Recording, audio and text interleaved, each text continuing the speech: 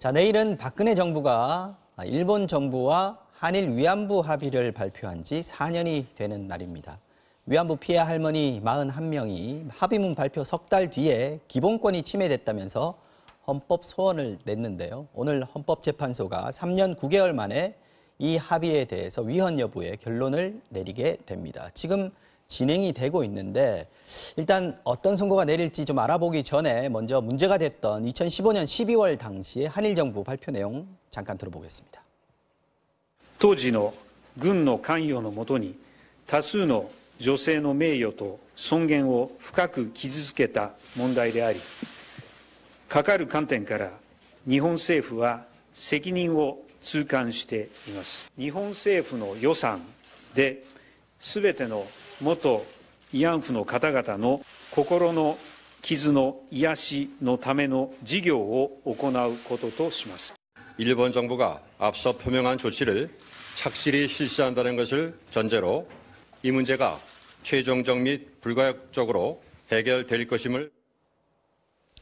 자, 이때 당시에 합의 내용이 박근혜 정부 때 갑자기 발표를 했었는데 그때 상당히 좀 충격적이었던 걸로 기억이 됩니다만 내용을 좀 다시 한번 좀 요약을 좀 해주십시오. 제일 충격적이었던 것은 위안부 할머니들에 대한 의견이 없이 그냥 국가가 이걸 판단을 했는데 국가의 판단은 가장 대표적인 게 일본이 일단 책임은 인정하고 있습니다. 인정하고 있고 위안부와 관련된 여러 가지 재단을 만드는데 지원 재단을 만드는데 그 10억 엔 정도 우리나라로 치면 약 100억 원. 100억 정도밖에 안 되는 것도 저도 굉장히 한 사람의 어떤 인격을 말살했는 어떤 범죄에 대해서 100억밖에 없었다는 것도 충격적인데 방금 나왔다시피 외교부 장관이 굉장히 더 충격적인 이야기를 하죠. 최종적이고 불가역적인 합의다. 이게 끝이고 바꿀 수 없다. 이거는 뭐 더 이상 토달지 마 이런 이야기를 했는데 제가 만약 위안부 할머니였으면 진짜 하늘이 무너지는 느낌이 들었을 거라고 생각합니다. 그래서 이 부분에 대해서 여러 가지 이제 논란이 만들어지고 이 부분에 대한 위헌, 심판 제청까지 있었기 때문에 오늘 지금 아마 발표를 하고 있을 것으로 알고 있는데요. 이 부분에 대한 판단이 헌법재판소에서 결론이 날 것이라고 생각합니다. 지금 2시부터 헌법재판소가 그 판결을 시작을 했는데 이 사안 말고 여러 사안들이 지금 같이 발표가 되고 있기 때문에 한 3시는 넘어야 지금 결론이 나오지 않을까 싶은데 저희 시간은 아마 지나고 난 뒤가 아닐까 싶은 생각이 듭니다. 지금 말씀하신 대로 최종적이고 불가역적인 내용이다라고 합의를 한 부분 이것 때문에 지금 할머니들이 헌법소원을 냈는데 그러니까 할머니들 입장에서는 그런 겁니다. 일본이 우리 할머니들에게 가해를 저질렀다는 것을 명확하게 밝히고 싶고 그 다음에 그걸 통해서 그걸 일본을 상대로 손해배상 청구를 할 수도 있고 거기에 대해서 국가가 그 일을 하는데 도움을 주길 바랐는데 그럼 이 불가역적 합의를 하는 바람에 이런 모든 것이 다 막혔지 않습니까? 100억 원을 가지고 화해치유재단이라는 할머니들이 원하지 않는 재단을 만들어버렸기 때문에 그래서 할머니들은 내가 이 사실을 밝히고 싶은데 알 권리를 침해당했고 국가 이 합의 때문에 그리고 이 재산권, 손해배상 청구를 할 수 있는 권리도 일종의 재산권이기 때문에 이게 기본권을 그렇죠. 침해당했다는 재산권도 거고요. 침해를 당했고 정부의 외교적 보호를 받을 권리도 침해받았다. 그러니까 정부의 공권력이 잘못돼서 나의 기본권들을 침해당했다라는 의미에서 헌법소원을 제기한 겁니다. 네. 지금 외교부에서는 이 합의가 잘못됐다는 거는 우리 지금 현재 정부 외교부에서 인정을 했는데 그러면서도 이 헌법 소원 자체는 각하시키는 것이 맞다. 이게 이제 사실은 적합성 이 소송에 가는 것이 맞느냐 하는 그 법리 얘기인 것 같습니다. 뭐 모르겠습니다. 이게 뭐 합의가 되느냐 조약이 되느냐에 대한 문제인 건데 사실 위안부 할머니들의 입장에서는 이게 조약이 됐건 합의가 됐건 당신들의 헌법상 기본권이 침해된 거는 일견명백하거든요. 근데 외교부에서 뭐라고 말하는가 하면 조약이 되어야지만 공권력의 행사가 될 수 있는 거예요. 그렇기 때문에 조약이 아닌 이상 그 조약이 법률적 효력이 없는 단순한 합의라면 이걸로 인해서 공권력의 행사가 없었고 공권력의 행사가 없었기 때문에 기본권 침해도 없는 거 아니냐. 그래서 아예 공권력 행사가 없음을 전제로 소송을 각하, 그러니까 문전에서도 판단하지 마라라고 이야기를 하고 있는 건데요.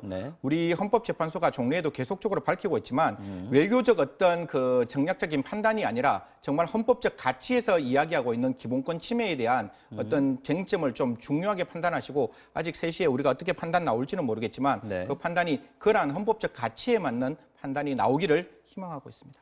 그러니까 이제 차이가 어떤 거냐면요.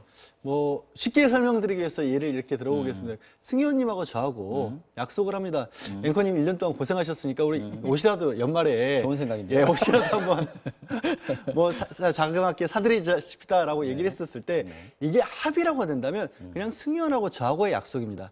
그렇기 때문에 옷을 저희가 안 사주더라도 앵커님이 저희한테 달라고 요구를 못 하는 거예요. 네. 근데 이게 조약이라고 하면 공권력이 들어가서는 강제적인 이 전체 효력이 있는 겁니다. 그래서 그게 조약을 체결하는 것이 되면 네. 이게 그걸 만약에 옷을 사주지 않으면 옷을 사달라고 저희 둘 중에 누구에게든 요구를 할 수 있는 권리가 생기는 겁니다. 약속을 맺지 않았는데. 그러니까 약속이 제3자에까지 대세적인 효력이 생기는 겁니다. 조약이라면. 근데 합의는 국가들끼리 약속한 거지 그게 할머니들의 권리를 직접적으로 침해한 건 아니라는 겁니다.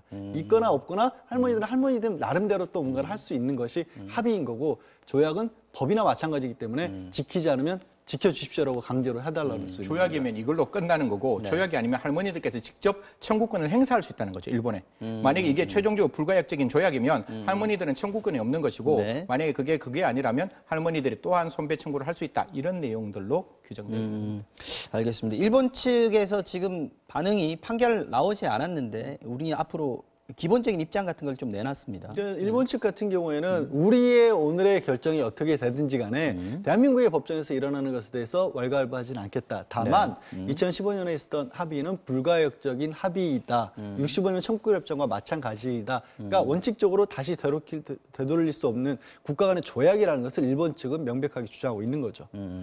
이게 아마 그 강제징용 판결하고 입장은 똑같은 것 같습니다. 똑같은 1965년 입장입니다. 한일협정 얘기도 또 하고 있는 것이고요.